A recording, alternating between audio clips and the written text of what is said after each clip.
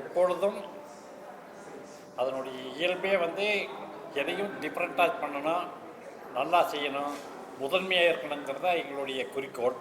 அந்த விதத்தில் இப்போ வந்து எங்கள் மருத்துவமனை ஒரு மிகச்சிறந்த நவீன கருத்தரிப்பு மையம் தொடங்கப்பட்டுள்ளது.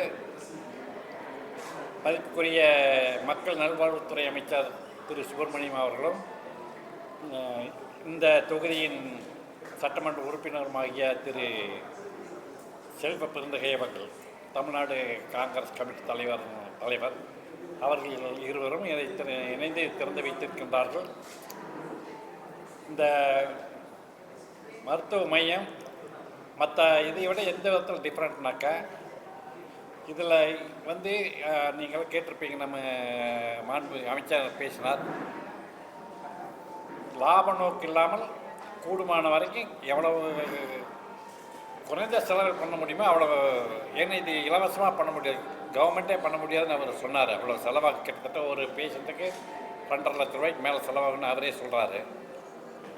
கவர்மெண்ட்டுக்கே அவ்வளோ செலவாகுது. அதனால் நம்ம வந்து 2.5 லட்ச ரூபாய் இலவசமாக பண்ணுறது இயலாத காரியம். அதனால் நாங்கள் வந்து ஒன்லி மெடிசன்ஸ் அந்த என்னென்ன யூஸ் பண்ணுறோமோ அதை மட்டும் ரீப்ளேஸ் மட்டும் வந்துட்டு வாங்கிட்டு எங்களுடைய சேவைக்கெல்லாம் சுத்தமாக இலவசமாக கொடுக்க போகிறோம், சுத்தமாக காசே இல்லாமல். கருத்தரிப்பு எது சொல்கிறீங்களா? இல்லை புத்தம் நாங்கள் ஸ்டார்ட் பண்ணிக்கிறோம். நாங்கள் அமைச்சர் சொல்கிறோட அமைச்சரும் வந்து உறுதியளித்தார். அதாவது அரசு சார்பில் என்னென்ன உதவிகள் உங்களுக்கு வேணுமோ அதை நாங்கள் அரசு தர தயாராக இருந்துட்டு கட்டாயமாக நாங்களும் அரசனுடைய உதவியை பெற்று அதை நாங்கள் வந்து பேஷண்ட்டுக்கு பாஸ் பண்ணிடுறோம். அதாவது ஒரு மருத்துவக் கல்லூரினா கிட்டத்தட்ட 10 கிலோமீட்டர் இருக்கிற மக்கள் அனைவருக்குமே ஈஸியாக இருக்கும். எங்களுடைய குறிக்கோள் வந்து இந்த 10 கிலோமீட்டர் சுற்றுலா மட்டும் இல்லை, தமிழ்நாடு பூரா மட்டும் இல்லை, இந்தியா பூரா மட்டும் இல்லை, உலக அளவில் வந்து நம்ம வந்து இது ஒரு பெரிய சென்டராக ஆக்கணுங்கிறது எங்களுடைய எய்ம். அதனால் வந்து இதில் வந்து எத்தனை பேர் பயனடைவாங்கிறதுக்கு கணக்கே கிடையாது. எத்தனை பேர் வந்தாலும் நாங்கள் ரெடியாக இருக்கோம் இது பண்ணுறதுக்கு. இப்போது இந்த கருத்தரிக்க முடியாமல் இருக்க தம்பதிகள் இருப்பாங்கல்ல, அங்கே இப்போ நிறைய கேம்ப்ஸ் நாங்கள் வந்து வில்லேஜில் போய் மற்ற வியாதிகளுக்கு போட்டுட்ருக்கோம். ஸோ அந்த கேம்ப்பு பண்ணும்போது இந்த மாதிரி இருக்க தம்பதிகளும் ஐடென்டிஃபை பண்ணி அவங்களே இங்கே வர வச்சு அவங்களுக்கு என்ன பிரச்சனை இருக்குதுன்னு கண்டறிந்து அதுக்கு வைத்தியம் பண்ணுறதுக்கு நாங்கள் பிளான் பண்ணிடுறோம். ஸோ எங்களோட கிராமப்புற கேம்ப் எப்போவுமே நடத்துறதில்ல.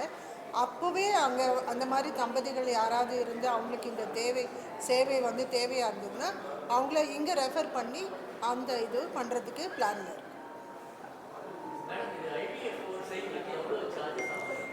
கிட்டத்தட்ட 2.5 லட்சம் ஆகும் சார் ஒரு சைக்கிள். ஒரு அம்மாவுக்கு 2 அல்லது 3 சைக்கிள் அளவு கூட தேவைப்படும் அந்த தம்பதிகளுக்கு. ஸோ அதனால் 7லேருந்து 10 லட்சம் வரைக்கும் அவங்களுக்கு செலவாகும். இது வந்து கருத்தரிக்க மட்டும்தான். அப்புறம் அவங்க ஹை ரிஸ்க் ப்ரெக்னென்சி அதுக்கும் செலவாகும். அப்புறம் குழந்தை வந்து குறைமாத குழந்தையாக பிறந்துச்சுன்னா அந்த குழந்தைய வந்து இன்டென்சிவ் கேரில் வைக்கும்போது தீவிர சிகிச்சை பண்ணும்போது அதுக்கும் கொஞ்சம் செலவாகும். பட் இங்கே பார்த்திங்கன்னா நாங்கள் சவிதா மருத்துவமனையில் குழந்தைங்களுக்கு பச்சிளம் குழந்தைங்களுக்கு தீவிர சிகிச்சை சுத்தமும் இலவசமாக தான் கொடுத்துட்டோம். அது 4 லட்சத்துலேருந்து 5 லட்சம் வரைக்கும் நாங்கள் இலவசமாக தான் கொடுத்துட்ருக்கோம். இப்போ இங்கே வந்து ஒரு குறைமாத குழந்தை இல்லை 1 கிலோவுக்கு கீழே குழந்தை பிறந்ததுன்னா அந்த குழந்தைக்கு சுத்தமாக இலவசமாக தான் பார்த்துட்ருக்கோம்.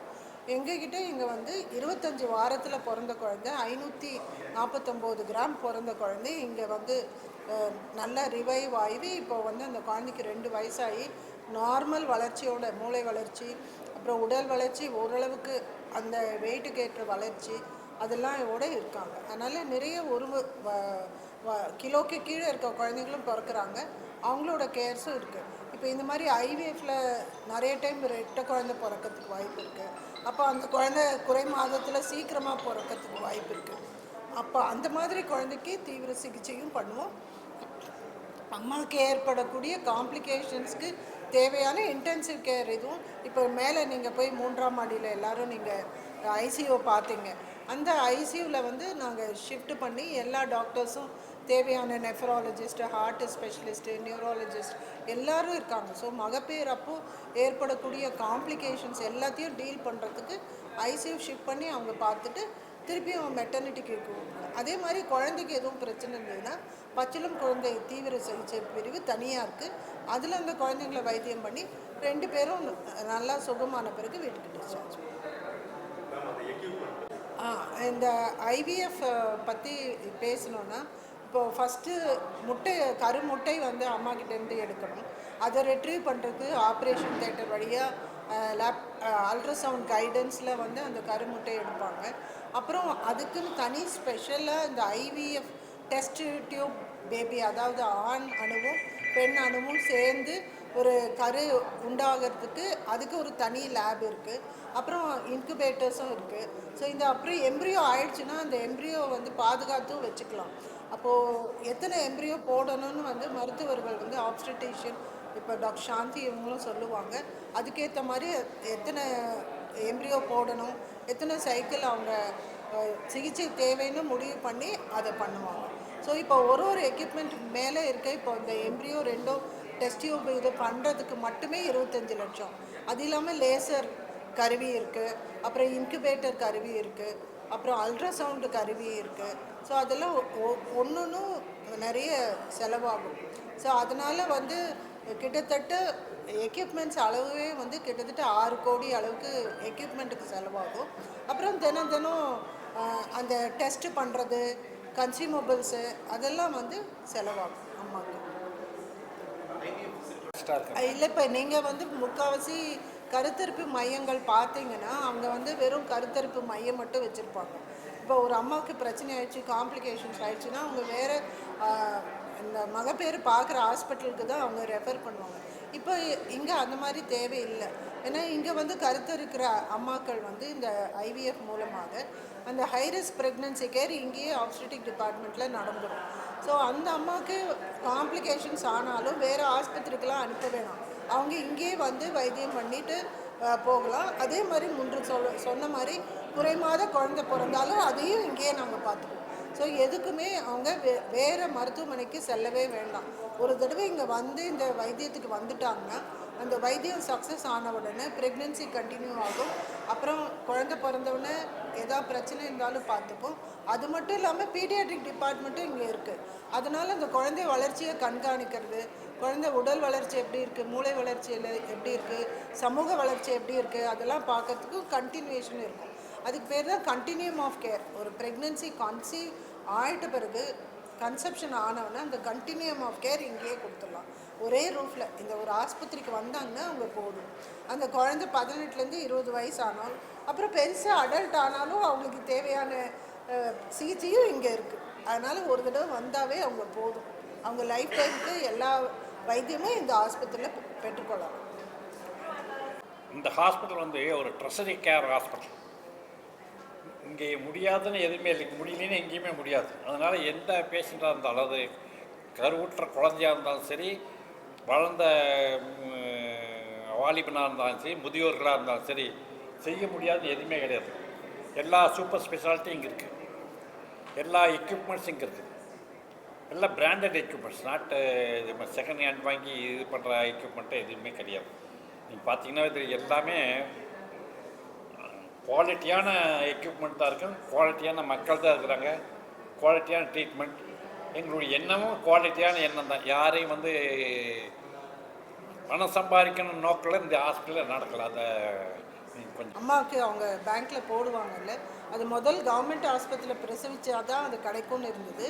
இப்போ வந்து அமைச்சர் சொன்ன மாதிரி தனியார் மருத்துவமனை இல்லை கவர்மெண்ட் எதுவாக இருந்தாலும் எங்கே பிரசவித்தாலும் அவங்களுக்கு அந்த நன்மை கிடைக்கணும் தான் இந்த மாதிரி பெரிய மருத்துவமனைகள் ஃப்ரீயாக வந்து யாரெல்லாம் வில்லிங்காக வைத்தியம் பண்ணுறதுக்கு இருக்காங்களோ அந்தந்த மருத்துவமனைகளை வந்து இணைத்து எம்ஓயு மாதிரி ரெக்கக்னைஸ் பண்ணி எங்களுக்கு அந்த இதை கொடுத்துருக்காங்க. ஸோ அதனால் இங்கே டெலிவரி ஆனாலும் இந்த இன்ஃபர்மேஷன் வந்து அந்த லோக்கல் விஹெச்எம் வில்லேஜ் ஹெல்த் நர்ஸ்க்கு சொல்லிட்டோன்னா அவங்களுக்கு அந்த 18,000 ரூபாய் கிடைக்கும். அதுதான் ரொம்ப முக்கியமானது. முதல் வந்து கவர்மெண்ட் ஆஸ்பத்திரிக்கு கொடுத்துட்டு இருந்தாங்க, இப்போ தனியார் மருத்துவமனையில் பிரசவித்தாலும் அந்த அம்மாவுக்கு அந்த நன்மை கிடைக்குது. அதனால அவங்க வந்து இப்போ உயர் சிகிச்சைக்கு வந்தாலும் ரொம்ப தைரியமாக இங்கே வராங்க. அவங்களுக்கு அந்த பணம் போயிடுமோன்ற பயமும் இல்லை, வைத்தியமும் நல்லா கிடைக்குது. மேடம் சொன்ன மாதிரி நல்ல பயன் வந்து கிடைக்குது அவங்களுக்கு. அதனால் ரொம்ப காம்ப்ளிகேட்டட் ஃபிட்ஸு அந்த மாதிரி அம்மாவுக்கு இருந்தால் கூட அந்த மாதிரி வர அம்மாக்களையும் உயிர் காப்பாற்றி அவங்களுக்கு பிறக்கிற குழந்தையும் காப்பாற்றி அனுப்பும். இம்பார்ட்டன்ஸ் வந்து ரியலைஸ் பண்ணிடுவோம். இப்போ இவ்வளோ ஃபெசிலிட்டி இருக்குங்கிறதுக்கு இப்போ அதுதான் மொபைல் பஸ்ஸு எங்களுக்கு இருக்குது. சுத்துப்பட்டு கிராமத்துக்கெல்லாம் போய் அந்த மொபைல் பஸ்ஸில் போய் இன்வெஸ்டிகேஷன், அப்புறம் அல்ட்ராசவுண்டு, ரேடியாலஜி டெஸ்ட்டு அதெல்லாம் போட்டு எஸ்பிஎம் கம்யூனிட்டி மெடிசன் டிபார்ட்மெண்ட்டே அது தனியாக இயங்கி அவங்க போய் எல்லா கிராமத்துக்கும் சொல்கிறாங்க.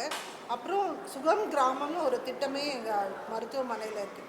எல்லா பக்கத்தில் இருக்க வில்லேஜஸ்க்கும் போய் கிராமத்துக்கு போய் அவங்களோட என்லிஸ்ட் பண்ணி அவங்கக்கிட்ட எங்கள் கார்டெல்லாம் கொடுத்து இந்த மாதிரி வசதிகள் இங்கே இருக்குது அப்படிங்கிறத போடுறோம். அது பத்தாமல் இப்போ ஆஸ்பத்திரிக்கு வரும்போது நீங்கள் நிறைய டிவி ஸ்க்ரோல் எல்லாம் எங்களோட ப்ரோக்ராம்ஸ் ஓடிக்கிட்டே இருக்கோம். அதுவும் நீங்கள் பார்க்குறீங்க. அது இல்லாமல் பப்ளிக் அனௌன்ஸ்மெண்ட்ஸும் ஹெல்த் எஜுகேஷன், இங்கே இருக்க மருத்துவ வசதிகள் ஃபெசிலிட்டிஸ் அதுவும் நாங்கள் வந்து சொல்லிகிட்டு இருக்கோம். ஸோ அதுபடி வந்து அவேர்னஸ் கிரியேட் பண்ணுறோம். திருமணத்திற்குரிய திரு வீரையன் அவர்களாக இருந்தாலும், திருமணத்திற்குரிய திரு நல்லசாமி அவர்களாக இருந்தாலும், இந்த மருத்துவமனையின் சிறப்புகளை, இந்த பல்கலைக்கழகத்தின் சிறப்புகளை மிக சிறப்பாக எடுத்துச் சொல்லியிருக்கிறார்கள்.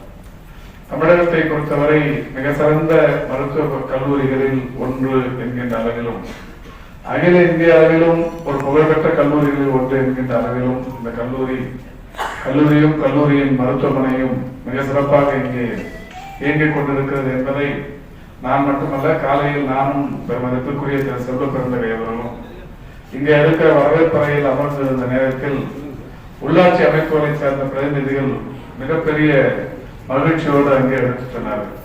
பொதுவாக உள்ளாட்சி அமைப்புகளின் பிரதிநிதிகளை திருப்திப்படுத்திவிட முடியாது. மக்கள் அவர்களிடத்தில் தான் அதிகமான கோரிக்கைகளை தினந்தோறும் சொல்லிக் கொண்டே இருப்பார்கள். ஆனால் இந்த பகுதியை சேர்ந்த உள்ளாட்சி பிரதிநிதிகள் சபீதா மருத்துவமனையின் சேவை மிக சிறப்பாக இருக்கிறது என்று பொதுமக்கள் பாராட்டுகிறார்கள் என்று மகிழ்ச்சியை அந்த அளவுக்கு இந்த மருத்துவமனை என்பதும் மருத்துவக் கல்லூரியின் சேவை என்பதும் சிறப்பானதாக இருந்து கொண்டிருக்கிறது என்பதற்கு இன்றைக்கு நடைபெற்றுக் கொண்டிருக்கிற இந்த நிகழ்ச்சி ஒரு சான்றாக இருந்து கொண்டிருக்கிறது. பொதுவாகவே அகில இந்திய அளவில் மகப்பேறு இறப்பு விகிதத்தை பொறுத்தவரை இன்றைக்கு தேசிய அளவில் 97 என்கின்ற அளவிலே இருந்திருக்கிறது. 1,00,000 குழந்தைகள் பிறக்குமானால் அதில் 97 குழந்தைகள் இறந்து போகிற ஒரு நிலை என்பது அகில இந்திய அளவில் இருந்து கொண்டிருக்கிறது.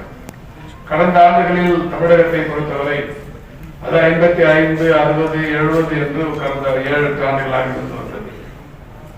ஆனால் நம்முடைய மாண்புமிகு தமிழ்நாட்டின் முதலமைச்சர் அவர்கள் கடந்த 3 ஆண்டுகளாக இந்த துறையில் செய்து கொண்டிருக்கிற அளப்பரிய சாதனைகளின் விளைவாக இந்த ஆண்டு அது தமிழகத்தை பொறுத்தவரை 45.6% குறைந்திருக்கிறது.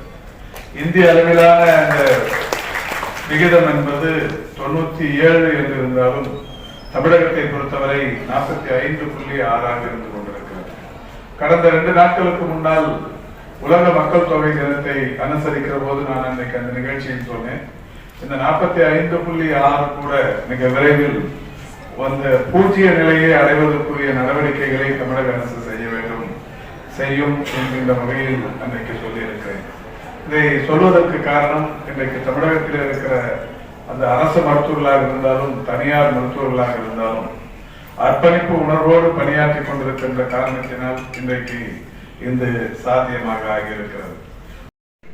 கண்காணித்த அந்த திட்டம் 100% தரமாக செயல்படுத்துகிறதா, அதை கண்காணிக்க வேண்டும். பிறகு அதை திறப்பு விழா வரை கண்ணும் கருத்தமாக தொடர்ச்சியாக அதை கண்காணித்தால்தான் வெற்றியாளராக மாறுகிறார். அப்படிதான் 3 ஆண்டுகளாக நம்முடைய ஆட்சி நடத்தக்கூடிய ஒரு பெருமைக்குரிய ஆட்சிக்கு சான்றிதழ் எல்லா இடங்களிலும் இந்தியாவில் இல்லாத அளவிற்கு மக்கள் ஒரு சான்றிதழை வெற்றியை கொடுத்திருக்கிறார். குறிப்பாக நம்முடைய மக்கள் நல்வாழ்வுத்துறை அமைச்சர் சொல்லவே வேண்டும், ஓடிக்கொண்டே இருப்பவர், சுழற்றி கொண்டே இருப்பவர், வேலை வாங்கி கொண்டே இருப்பவர். அவர் சட்டப்பேரவையில் புள்ளிவிவரத்தோடு பேசும் பொழுது தமிழ்நாட்டில் இப்படிப்பட்ட ஒரு ஆளுமைகள் நம்முடைய தமிழர்களாக இருக்கிறார்கள் பெருமைப்படும் அளவிற்கு அவர் பணியாற்றி கொண்டிருக்கிறார். நான் பொதுக்கணக்கு குழு தலைவராக இருக்கிறேன்.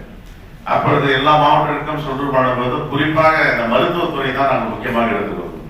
அங்க பார்க்கும் பொழுதெல்லாம் மருத்துவர்களாகட்டும் பொதுமக்களாகட்டும் போன மாதம் தான் நம்முடைய அமைச்சர் சர்ப்ரைஸ் விசிட் வந்து போனாரு, இங்க வந்து பார்த்துட்டு போனாரு அப்படின்னாரு. அப்படின்னா ஒரு கண்காணிப்பில் எல்லா மருத்துவமனைகளும் கிராமத்திலிருந்து நகரங்கள் வரை அதை எப்படி பாதுகாத்து சரியான முறையில் மருத்துவர்களும் செவிலியர்களும் அங்கு இருக்கின்ற ஊழியர்களும் பணி செய்கிறார்களா என்பது. இந்த நடவடிக்கை தான் மாநிலத்தினுடைய மிகப்பெரிய வளர்ச்சியை எடுத்துக்காட்டுகிறது. எல்லா துறையிலும் அப்படிப்பட்ட அமைச்சர் நமக்கு கிடைத்திருக்கிறார். 2 கண்கள் அரசுக்கு என்று சொல்வார்கள். ஒன்று கல்வி, இன்னொன்று மருத்துவம்.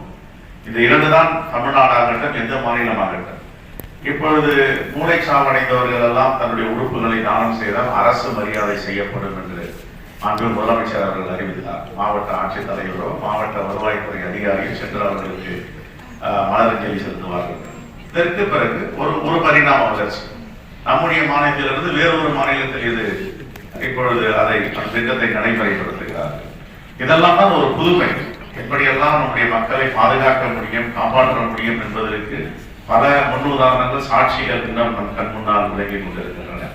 நிறைவாக உங்களுடைய பணி தொடர வேண்டும். நீங்கள் டென்டல் காலேஜ், பல் மருத்துவமனை ஆரம்பித்து, கல்லூரி ஆரம்பித்து, பிறகு மருத்துவமனை, பிறகு என்ஜினியரிங் பொறியியல் கல்லூரி, பிறகு சட்ட கல்லூரி, தொடர்ந்து நீங்கள் இந்த கல்வி பணியில பெரிய அளவில் நீங்கள் ஈடுபட்டு இன்னும் ஆலம்பரப்போ உயர வேண்டும், வளர வேண்டும் என்று வாழ்த்துகிறோம். அதே நேரத்தில் எங்களுடைய தொகுதி மக்களுக்கு உங்களிடம் இன்னும் நிறைய எதிர்பார்ப்புகள் இருக்கின்றன. அதை தொடர்ந்து நீங்கள் செய்ய வேண்டும். ஏனென்றால் எங்கள் இந்திய அளவில் இந்த மருத்துவக் கல்லூரி எடுத்துக்கொண்டால் சவிதா மருத்துவக் கல்லூரி NIR அந்த ஸ்டாண்டர்ட்ல 18வது இடம் வந்திருப்பதாக அறிகிறேன். நான் 181 நினைச்சிருந்தேன். அப்ப அவர்கிட்ட கேட்டேன், டாக்டர் பிரதாப் கிட்ட 181 இல்லைங்க 18 கண்டாரு. அப்புறம் மீண்டும் பார்க்கும்போது பார்த்தா 18. இதெல்லாம் ஒரு வியப்புக்குரிய விஷயம். நம்முடைய தமிழ்நாட்டில் இந்த தேசத்துல 18வது மருத்துவக் கல்லூரி, டென்டல் காலேஜில் மூன்றாவது மிகப்பெரிய மெடிக்கல், இதெல்லாம் ஒரு மகிழ்ச்சிக்குரியது, பாராட்டக்கூடியது. உலக அளவில் முதன்மை கல்லூரியாக இருப்பதெல்லாம் வரவேற்கத்தக்கது, பாராட்டுகள். இன்னும் நீங்கள் வெற்றியாளராக மாற வேண்டும். சாமானியாக இந்த தொகுதியுடைய பிரதிநிதி என்றவர் மீண்டும் வைக்கும் கோரிக்கை, இன்னும் எதிர்பார்ப்பு கிராம மக்களுக்கும் சுற்றுவட்டார மக்களுக்கும் இருக்கிறது. நீங்கள் செய்வீர்கள் என்று சொல்லி எல்லா வளமும் நலமும் பெற்று பேரும் புகழோடு இந்த நிறுவனம் வளர வேண்டும் என்று வாழ்த்தி விடைபெறுகிறேன். நன்றி, வணக்கம்.